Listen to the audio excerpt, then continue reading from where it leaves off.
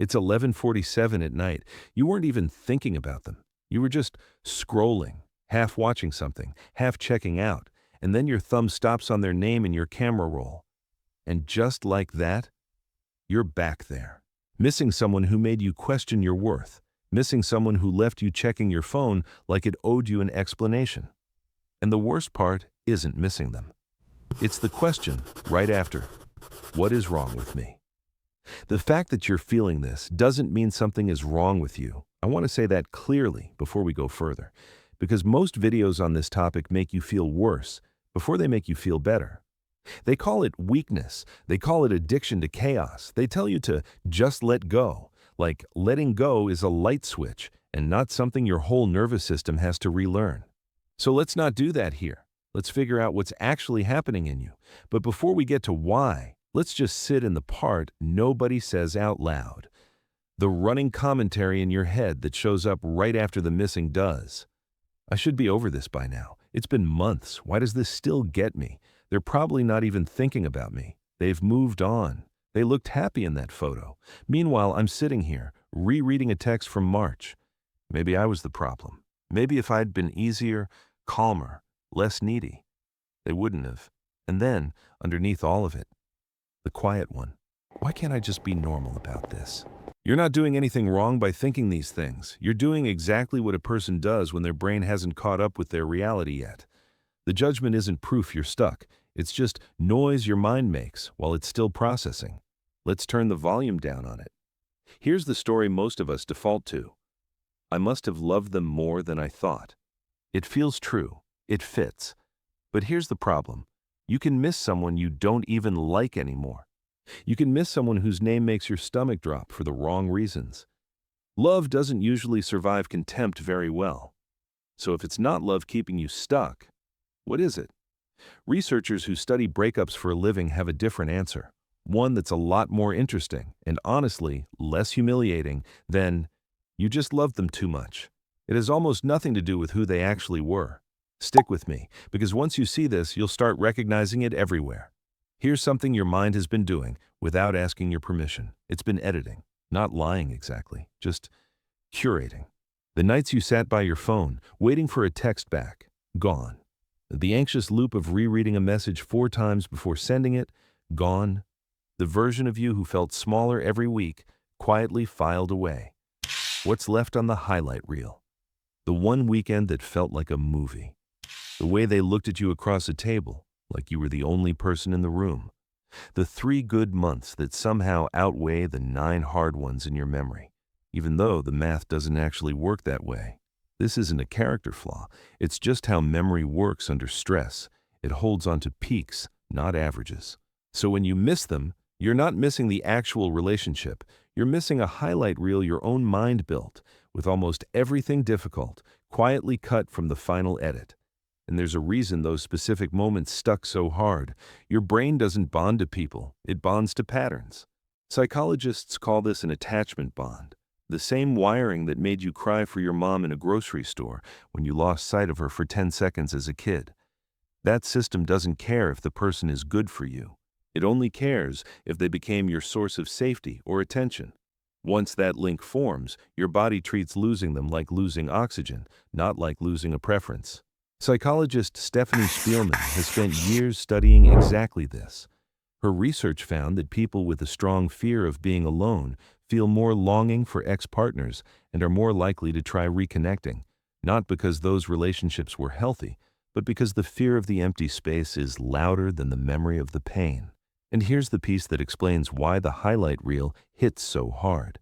If that person gave you affection unevenly, warm, then cold, then warm again, your brain didn't get bored of them. It got hooked. It's the same mechanism that keeps someone pulling a slot machine, not because they're winning, because they might. You weren't addicted to them. You were addicted to the maybe. You know the feeling. You text them and then you wait. Not casually. You check your phone at red lights, mid-conversation with someone else in the middle of brushing your teeth. And when the reply finally comes, something in your chest unclenches. A full body, okay, that relief? It feels enormous. It feels like love even. But it's not love. It's your nervous system exhaling after being held tense. And here's the trap. The worse the wait, the bigger that relief feels when it's over. So you start, without meaning to, chasing the exhale, not the person. The moment right after the fear stops. That's the maybe. It's not them you can't stop thinking about. It's the space between not knowing and finding out, and how good it felt every time the answer was, they still want me. So here's the honest version, not the neat one. Often what you're missing isn't the person as they actually were, it's what they represented. Being someone's first text in the morning, having a person to tell about your day, that dizzy feeling of being picked, a future you'd quietly started building without even meaning to. They were the delivery system for those things, not always the source of them. And your body remembers the feeling, long after your mind knows the rest of the truth. Because here's what almost nobody says about breakups. You're not just losing a person, you're losing a version of your life you hadn't even finished planning. The Sunday routine you'd built, coffee, no talking, just existing in the same space.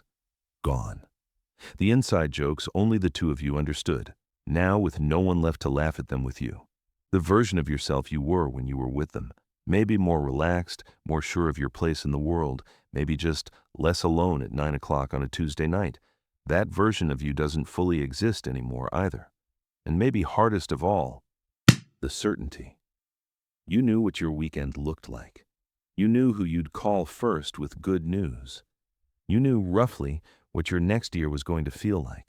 A breakup doesn't just remove a person from your life.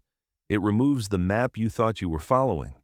And grieving a map you'll never get to use is real grief, even if the destination turned out to be somewhere you shouldn't have gone. Here's the one thing I want you to actually hold on to through all of this.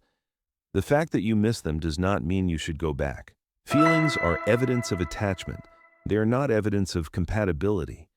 Your nervous system can be completely, achingly bonded to someone who is genuinely wrong for you. Those two things aren't in conflict. They just feel like they should be. Missing someone tells you a bond formed. It doesn't tell you the bond was safe. And here's the part that might actually surprise you. Missing them isn't proof you're weak or stuck. It's proof your attachment system is working. It's the same wiring that lets you love your best friend fiercely, love your dog like family, love a future kid before they exist. The system isn't broken. It got activated by the wrong person. That's a targeting problem, not a you problem. So, what actually helps? First, stop trying to talk yourself out of missing them. Trying to argue with a feeling just gives it more airtime. Instead, ask what the missing is pointing to. Company? Being someone's plus one, just having someone to text about a bad day at work? Name the real thing underneath it. Second, feed that real need somewhere else, on purpose. Call the friend you've been ghosting since the relationship started.